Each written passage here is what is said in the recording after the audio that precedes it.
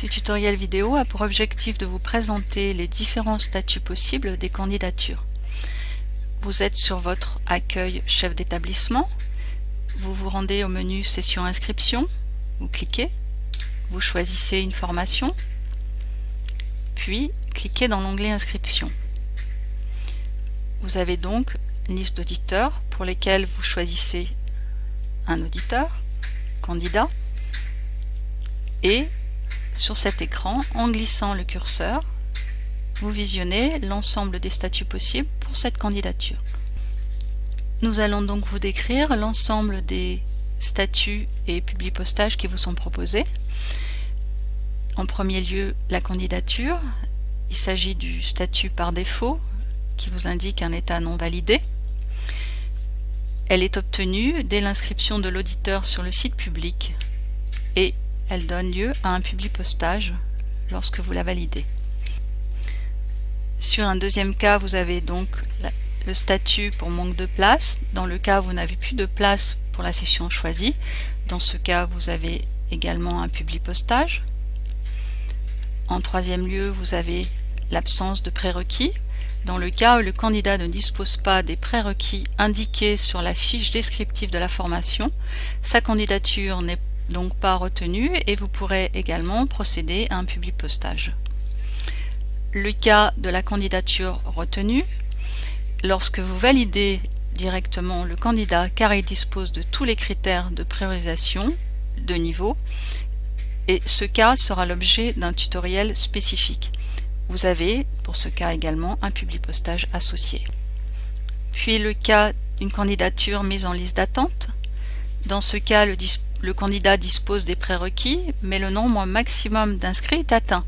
Vous le mettez donc en liste d'attente au cas éventuel d'un désistement. Vous avez un publipostage. Le cas candidature retenue sous réserve d'évaluation, car il est prioritaire, dispose des prérequis, mais vous avez besoin de valider son niveau pour la formation choisie. Vous pourrez également lui adresser un publipostage. Le cas niveau insuffisant. Le niveau requis par le cours n'est pas obtenu au dossier du candidat, donc vous le refusez. Vous avez un publipostage associé.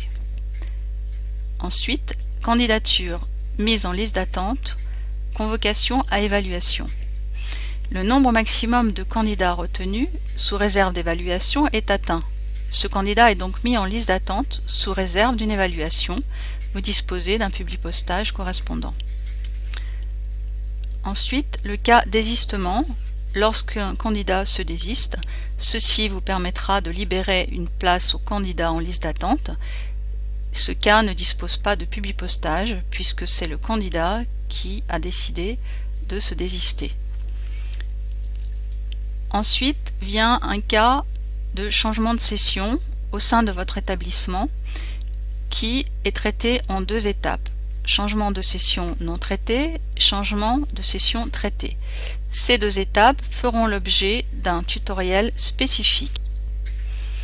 Bien entendu, ce changement de session sera réalisé avec la mention préalable du candidat lors de son inscription et vous pourrez indiquer le résultat de ce changement de session ici en candidature issue d'un changement de session pour lequel vous effectuerez un publipostage.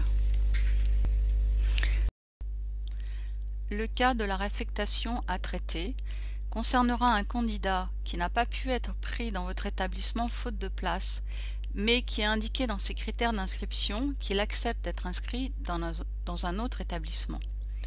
Toutefois, les statuts qui en découlent, réaffectation traitée et candidature issue d'une réaffectation, seront gérés par une tierce personne au sein du bureau des BCMA.